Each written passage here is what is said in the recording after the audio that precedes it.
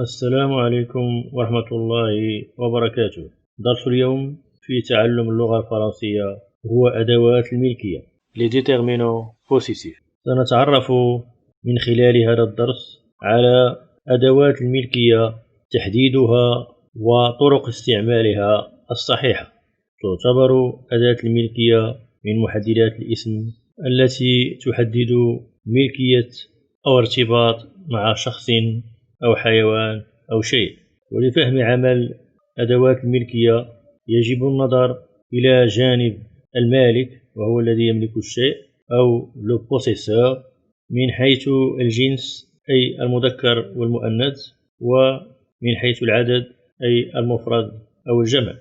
والجانب الآخر هو جانب المملوك أو le possédé، حيث يمكن أن يكون واحد أو أكثر ومذكرا أو مؤنثا. ويجب الإشارة هنا أنه يجب مراجعة الدرس السابق المتعلق بالضمائر الشخصية لأنها ستساعدنا في فهم هذا الدرس. وإذا بدأنا بضمير المتكلم جو يعني أنا، فيمكن أن يستعمل معه الأداة مون عندما يكون المملوك مذكر مفرد masculin singulier. نقول mon stylo قلمي أنا. ونستعمل أيضا الأداة ما للمملوك المؤنث المفرد féminin singulier ma classe قسمي. أما إذا كان المملوك في الجمع المذكر أو المؤنث masculin pluriel أو féminin pluriel فإننا نستعمل الأداة mes livres كتبي. هنا المملوك livre هو في صيغة الجمع المذكر masculin pluriel، كما يمكن أن يكون مؤنثا كما في هذا المثال mes feuilles أوراقي. هنا الأوراق جمع مؤنث.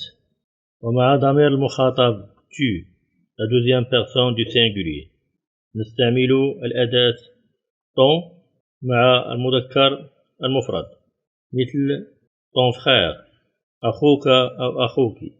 والأداة ta عندما يكون المملوك مؤنث مفرد féminin singulier مثل ta sœur أختك أو أختك. والأداة t مع المملوك في صيغة الجمع سواء كان مذكرا أو مؤنثا مثل tes feuilles أوراقك أو أوراقك. الأوراق هنا feuille في صيغة الجمع المؤنث، ويمكن أن يكون جمع مذكر كما في مثال تكلي مفاتحك أو مفاتحك. ومع ضمائر الغائب المفرد il وال نستعمل الأداة son مع المملوك المذكر المفرد masculin singulier مثل son cahier دفتره أو دفترها. ونستعمل أيضا الأداة sa مع المملوك المؤنث المفرد féminin singulier مثل sa place مكانه أو مكانها. والأداة سي مع المملوك المذكر أو المؤنث في صيغة الجمع masculin pluriel أو féminin pluriel مثل سي jouer لعبه أو لعبها. أما إذا انتقلنا إلى الضمائر الشخصية في صيغة الجمع فنبدأ بالضمير نو والذي يمثل المالك في الجمع المذكر أو الجمع المؤنث. نستعمل معه الأداة notre في حالة المملوك المفرد سواء كان مذكرا أو مؤنثا مثل notre école مدرستنا. هنا école مؤنث مفرد féminin singulier، كما يمكن قول notre pays بلدنا في حالة المذكر المفرد سواء كنا نحن المالكون ذكورا أو إناثا. ونستعمل الأداة nos عندما يكون المملوك في صيغة الجمع المذكر مثل nos élèves تلامذتنا، أو في صيغة الجمع المؤنث مثل nos écoles مدارسنا. أما مع الضمير الشخصي vous والذي يمثل المخاطب في الجمع المذكر أو المؤنث نستعمل إما الأداة votre عندما يكون المملوك مفردا مذكرا مثل votre père أبوكم، أو مفردا مؤنثا مثل votre mère أمكم. وإما استعمال الأداة vous عندما يتعلق الأمر بالمملوك في صيغة الجمع سواء كان مؤنثا أو مذكرا، مثل vos cartes في حالة المؤنث الجمع بطاقاتكم، أو vos cahiers في حالة الجمع المذكر أي دفاتركم.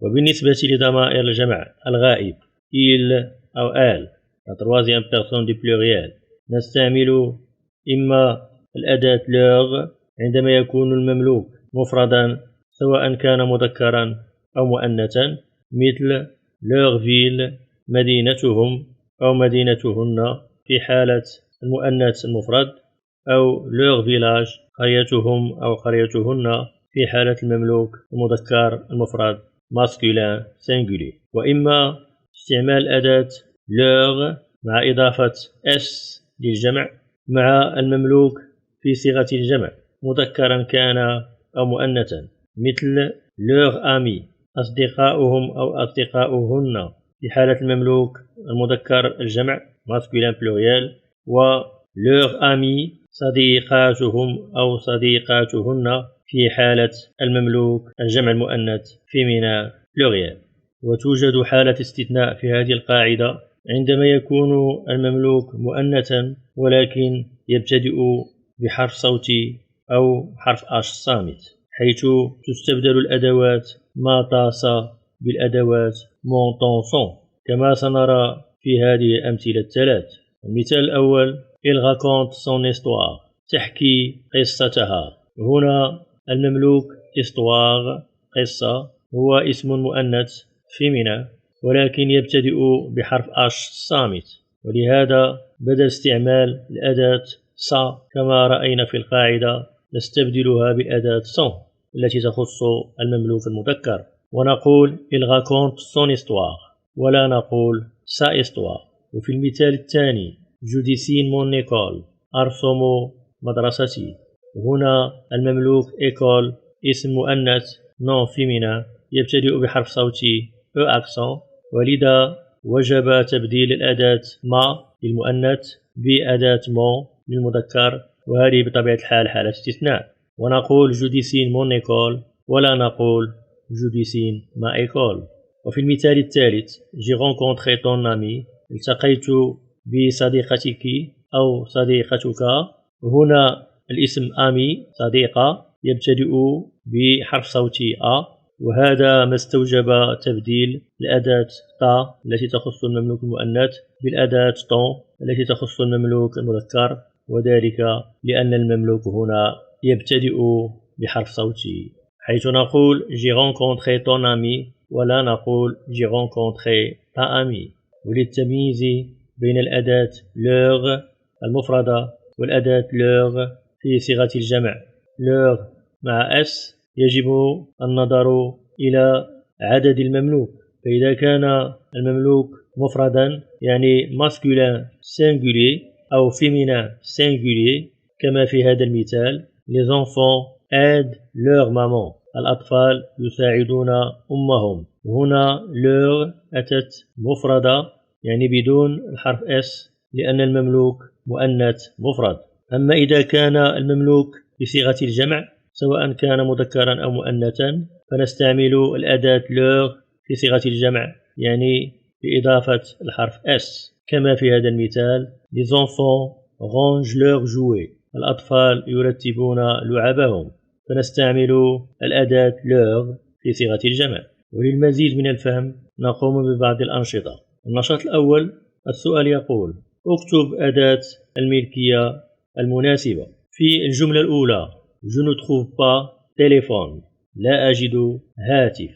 لدينا هنا ثلاث اختيارات، إما الأداة ما أو الأداة تا أو الأداة ton. للإجابة الصحيحة على مثل هذه الأسئلة يجب الأخذ بعين الاعتبار جنس وعدد المالك من جهة وجنس وعدد المملوك من جهة أخرى. والمالك هنا هو جو يعني أنا سواء كان مذكرا أو مؤنثا، والمملوك هو تليفون وهو مذكر مفرد. masculin singulier. ولكن في هذا المثال المالك ليس هو je ولكن هو tu، لأن المعنى هنا محدد بالأجوبة المقترحة التي تجبرنا على اختيار أحد الأدوات الثلاث. ومع الضمير الشخصي tu رأينا في أول الدرس أنه يستعمل مع ثلاثة أدوات الملكية، وهما ton أو ta أو te. وبما أن المملوك في المثال هو تليفون